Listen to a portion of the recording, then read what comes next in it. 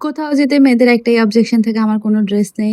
কিন্তু আমার ড্রেস আছে আলহামদুলিল্লাহ। তো সেটাই পরে রেডি হয়ে গেলাম। আজকে কিন্তু আমাদের বিদায় সংবর্ধনা এবং নবীনবরণ।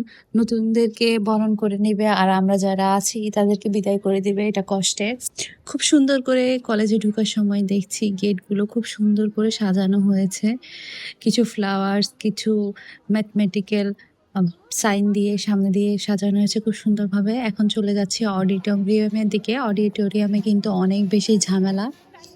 আমরা আসার আগেই দেখছি অনুষ্ঠান শুরু হয়ে যে বক্তব্যগুলো দেওয়া হয় ওগুলো এত বেশি কারোই ভালো লাগে না। তাই একটু দেরিতে যাওয়া। আর এটা ছিল একটা ফটোশুট এরিয়া। আর এটা হচ্ছে আমাদের ক্যাম্পাসের যে এরিয়াটা আছে।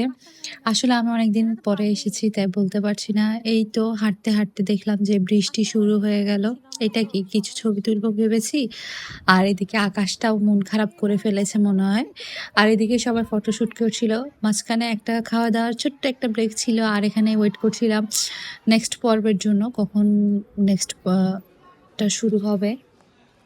সচরাচর ফেনী কলেজের যে কালচারাল প্রোগ্রামগুলো আছে এগুলো কিন্তু অনেক সুন্দর হয় আর ছেলেমেয়েরা এত পরিমাণে মানে এন্টারটেইন করতে পারে যেটা বলার বাইরে মাশাল্লাহ। তো এখানে আমি বসে বসে এনজয় করছিলাম আর ছোট্ট পিচ্চিটাকে আমার ভাই এসে দিয়ে গেছিল। চিন্তা করছিলাম যে ওকে নিয়ে এনজয় করব কিন্তু আমার মেয়েটা আসলে এত বেশি সিক হয়ে পড়েছে যে মানে ও কি এনজয় করবে? ওর অল টাইম শুধু কান্নাকাটির উপরে ছিল। ওকে কোনোভাবেই দাঁড়া করানো যাচ্ছিল না। আর এদিকে সবাই অ্যারেঞ্জ করছিল। আমি ব্যাক করার আর ৩ থেকে ৪ দিন আছে। তো আগে কখনো এরকম কালচারাল প্রোগ্রামে ওরকমভাবে অ্যাটেন্ড করা হয়নি।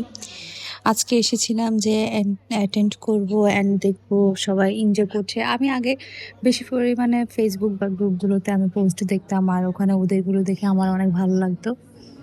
তো এখানে বসে আজকে এনজয় করার জন্য এসেছিলাম কিন্তু আনফরচুনেটলি আমার বেবি অসুস্থ হওয়ার কারণে ও কোনোভাবে বসতে চেষ্টা করছিল না।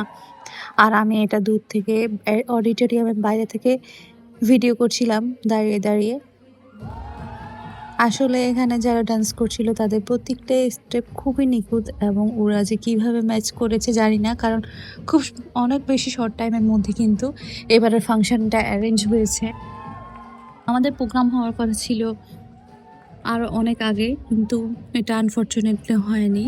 আর এখন যে প্রোগ্রামটা হচ্ছে এটা মাত্র ১০ দিনের মধ্যে সবকিছু অ্যারেঞ্জ করে এত সুন্দর একটা গিফট করার জন্য আসলে সবাই এখানে অনেক বেশি কাজ করেছে। আর এতে এখানে সবাই ডান্স করছিল। আমি দূরের সারি থেকে দেখছিলাম। আমার মেয়ে বিরক্ত করছিল।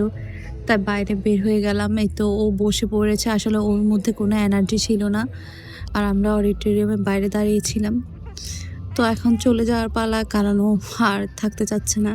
সো আজকের ভিডিওটা এই পর্যন্তই। সবাই সুস্থ থাকবেন, ভালো থাকবেন আর কমেন্ট করে জানাবেন ভিডিওটা কেমন লেগেছে।